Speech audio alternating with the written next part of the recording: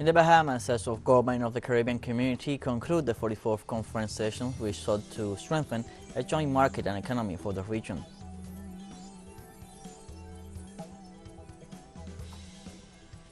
Protesters stormed Suriname's parliament on Friday to demand the resignation of President Santokhi and Vice President Brunswick for failing to deliver on election promises.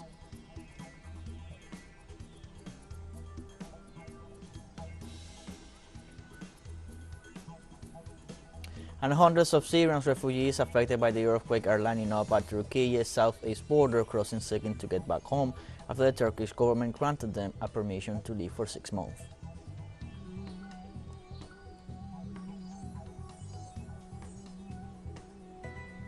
Hello, welcome to From the South. I'm Luis Alberto Matos from TeleSUR studios in Havana, Cuba.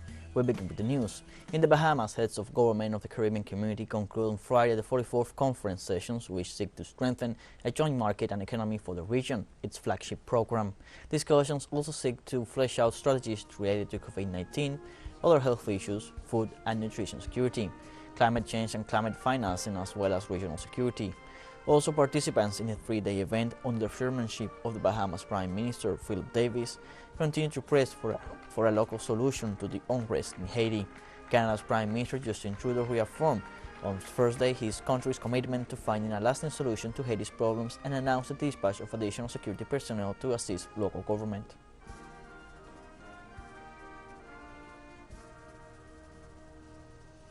Protesters stormed Suriname's parliament on Friday to demand the resignation of President Santokhi and Vice President Brunswick for failing to deliver on election promises. Thousands took to the streets of the capital Paramaribo in initially peaceful demonstrations against government austerity measures. Protests turned violent after police repression, which left a preliminary count of 2 people injured. According to local media, the authorities decreed a curfew in the capital. The mobilizations began after the Santokhi government insisted on cutting social investment as part of an economic restructuring program with the International Monetary Fund, which includes fiscal reform such as the elimination of subsidies on electricity, water and gasoline. President Chan Santokhi stressed that those responsible will be investigated and brought to justice.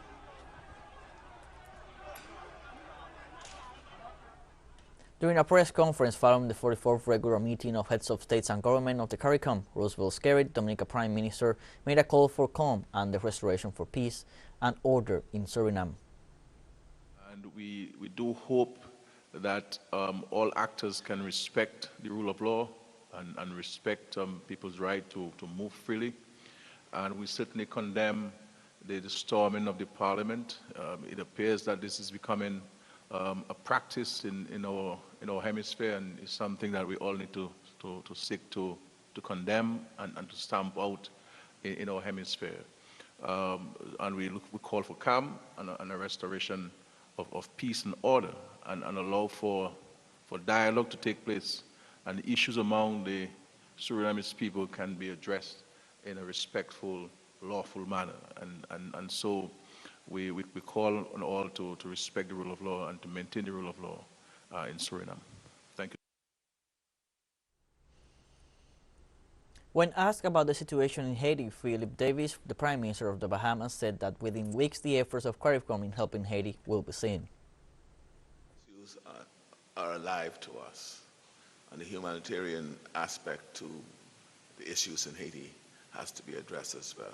The challenge has been is that any aid that's been sent to Haiti or any aid to be given to Haiti is being hijacked by the gangs, because we are advised that the gangs control the points of entry to be able to have, to get food and other supplies and medicine to the population.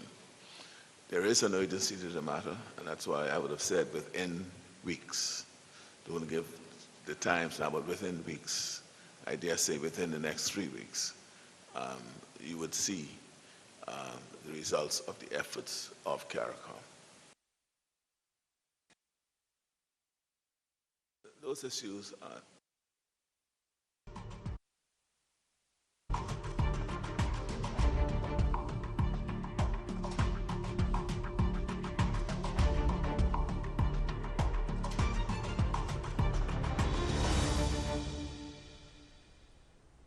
Peruvian Congress approved a constitutional accusation against former President Pedro Castillo for allegedly heading a criminal organization and other alleged crimes. With 59 votes in favor, 23 against, and 3 abstentions, legislators approved the accusation against the former president. The President of Congress, Jose William Zapata, announced that after the decision, the file will be sent to the Public Ministry, which can formalize the investigation and initiate criminal proceedings against Pedro Castillo.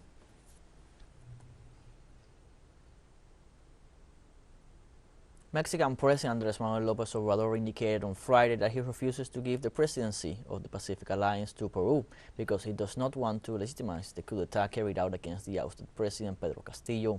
In his morning press conference, López Obrador informed that he will instruct his Secretary of Foreign Affairs, Marcelo Ebrard, to notify the members of the Rio Group so that they can give their opinion and decide what to do regarding the controversial issue.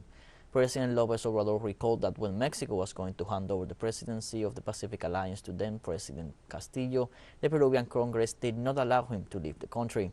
Later, when he was about to go to Peru to meet with the former president, the latter was removed and imprisoned.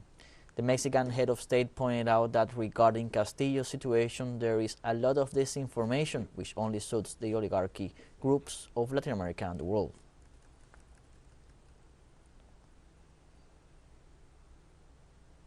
Let's take a short break, but first, remember you can follow us on TikTok at the account at TeleSUR English, in which you will be able to see news in different formats, news updates, and much more.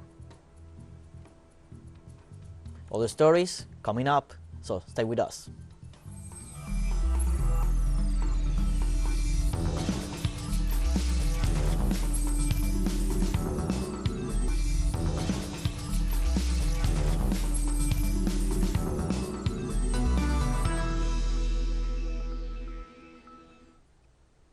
Welcome back from the South. The Mexican government recently presented figures showing the recovery of tourism after the COVID-19 pandemic, but now other factors such as new technologies and insecurity are affecting the sector. From Mexico City, our correspondent Daniel Rosas tells us the details. Acapulco is one of Mexico's main tourist destinations, but it is marked by constant and historic insecurity.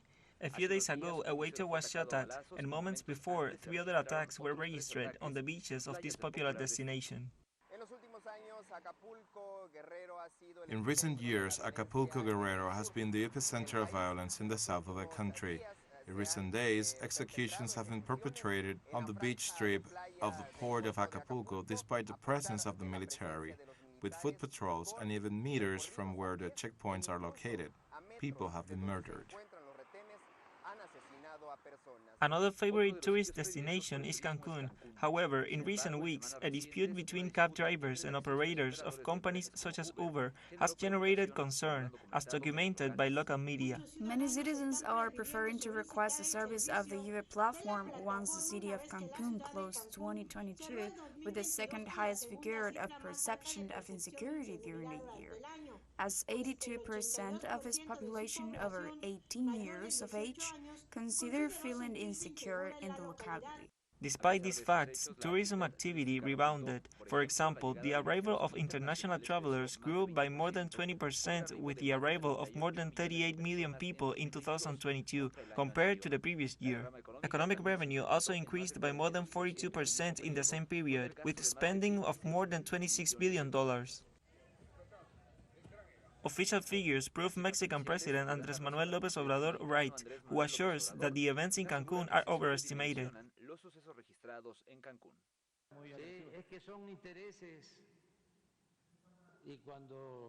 The thing is that there are interests, and when money is involved, when it comes to bills, things are always magnified. And if you add to that the fact that in Mexico they would like there to be problems all the time, but there are not.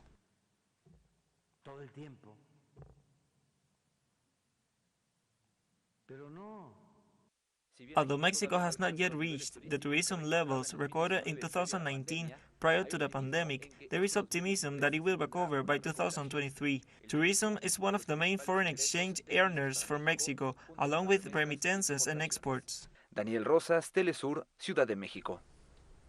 In the United States, investigation into a train derailment in the state of Ohio carrying toxic substances continued amid frustration over the response of Joe Biden's administration. U.S. Environmental Protection Agency Administrator Michael Regan vowed on Thursday during a visit to Ohio to get to the bottom of what happened on February 3rd, as he admitted there are concerns among Ohio residents. According to Regan, the federal agency has so far found nothing to raise health concerns in the area. However, local people and environmental advocates expressed frustration over the response to the incident. Although assurances were given that air and water quality were not a problem, some symptoms such as nausea and burning eyes were reported among the public, while sick animals and a strong odor were reported in the town. At least 5 of the train cars were carrying vinyl chloride, which is used to make an ingredient in plastic products and can increase the risk of several types of cancer, including liver cancer.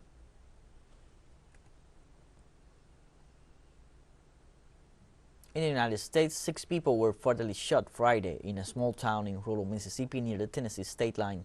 Authorities say they had taken a male suspect into custody.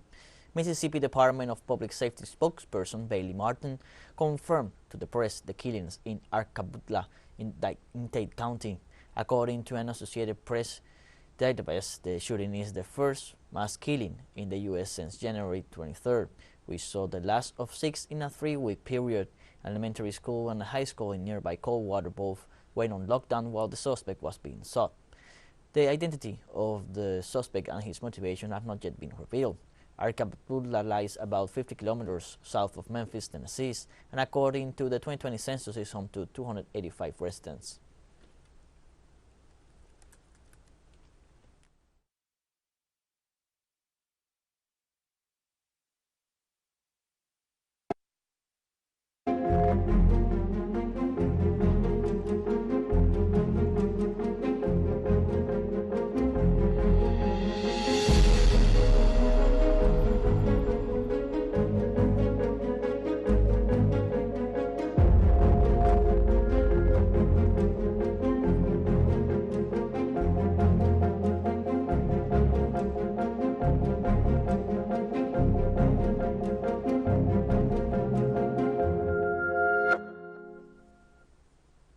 Turkish Interior Ministry updated on Friday the death toll after the earthquake in the country to 39,672. Together with that of Syria, the overall number of quake fatalities is now 43,360. Friday's figures is certain to increase as search teams retrieve more bodies amid the devastation caused by the powerful magnitude 7.8 earthquake, the deadliest disasters in Turkey's modern history. Even as the window for finding people alive shrank, rescuers removed a survivor from the rubble of a collapsed building in the district of Tapne in hard-hit Hatay province, more than 11 days after the powerful earthquake struck. Other survivors have also been found lately after hope had begun to dwindle. Turkish Vice President Fuat Oktay said on Friday that rescue efforts continued at fewer than 200 sites in the region.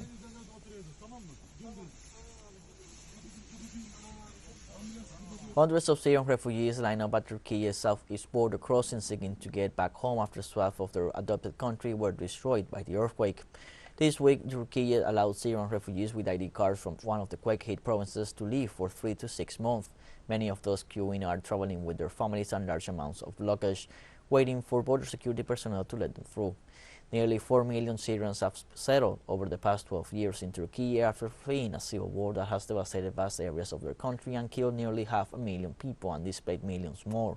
According to the United Nations, the 11 Turkish provinces that hit by the February 6 quake are home to 1.74 million migrants.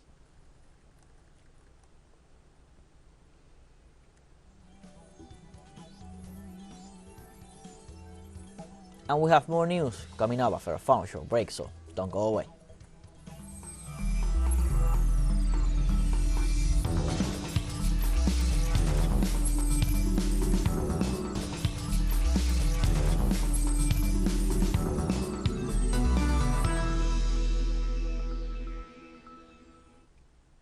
Welcome back from the south.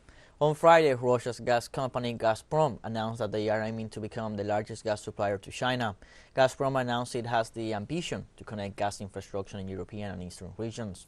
On the occasion of the company's 30th anniversary, they released data about fields that are suitable for natural gas extraction and have reserves of about 35 trillion cubic meters. The company said that with such reserve, they could supply Beijing with considerable volumes. On the occasion of the celebration, Russian President Vladimir Putin praised Gazprom's world leadership regarding available extraction fields, volumes of natural gas production, and deliveries.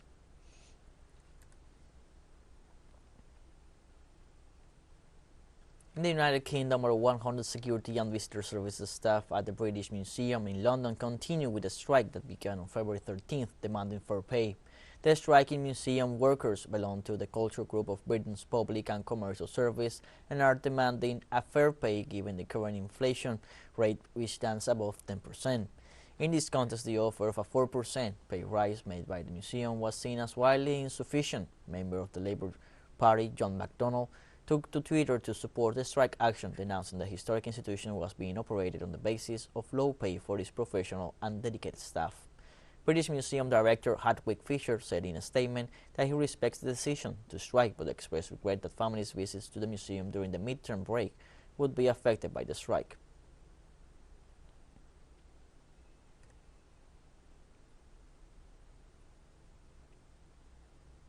In Bulgaria, 18 migrants have been found dead in an abandoned truck, the Interior Ministry said on Friday, as the black nation struggles with an increase in illicit border crossings. According to the ministry, the vehicle was illegally transporting around 40 migrants hidden under some wood, and some of them still alive were taken to a hospital. The truck was located near the village of Lokorsko, 20 kilometers northeast of Bulgaria's capital Sofia. A search was underway for human traffickers believed to have driven the truck and fled. Bulgaria is a EU member which served as a gateway into the bloc and has been trying to tighten security to stop a rising number of people seeking to cross the border. Bulgaria has faced mounting accusations it is abusing people trying to cross over from Türkiye, with asylum seekers saying that they have been pushed back, locked up, stripped, and beaten. Heavy gunfire and explosions were reported on Friday at a police station in Karachi, Pakistan. According to authorities, 7 people were killed, including 2 policemen, a parliamentarian and a health worker. Murtaza Wahab Siddiqui, spokesman for the provincial government of Sindh, pointed out that the operation also ended with the death of the 3 terrorists. Witnesses reported hearing a huge explosion from inside the station following a smaller blast and gunfire. The attack building houses the offices of some of the city's most senior police authorities. The spokesman for the armed insurgent group of the Pakistani Taliban formation, Tehrik-e-Taliban Pakistan, Muhammad Kursani, claimed responsibility for the attack in a message shared by local media. Friday's attack came after a bombing on a mosque in the northwestern city of Peshawar in early February that left 100 people dead, mostly policemen.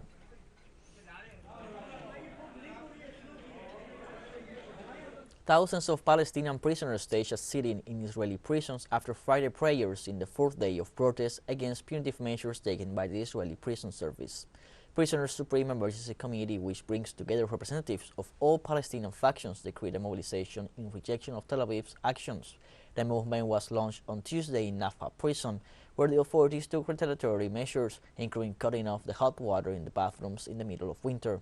The following day, the protests spread to Raimon, Ofer, Megiddo, Gilboa, and Negev prisons, where inmates launched a campaign of disobedience which includes boycotting security checkpoints, according to the Palestinian Prisoners Club.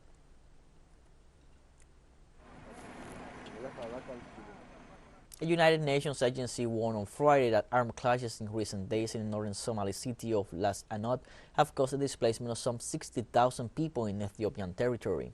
Referring to the situation of Somali refugees in Ethiopian territory, the spokesperson for the Office of the United Nations High Commissioner for Refugees, Ola Sahrado Moore, stated that these people fleeing violence are living in very difficult conditions, lacking sufficient food and water, and sleeping in the open. The recent violent situation was triggered by last week's request by a group of notables and clerics from the town of Las Anod to rejoin Somalia, which, while neighboring Puntland, claims sovereignty over the area.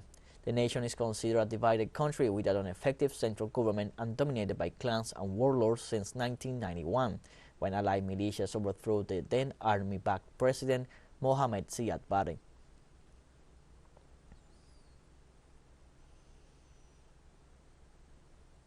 Like this, we have come to the end of this news brief. You can find these and many other stories on our website at telesurenglish.net, and you can also join us on social media: Facebook, Twitter, Instagram, Telegram, and TikTok. For TeleSUR English, I'm Luis Alberto Matos. Thank you for watching.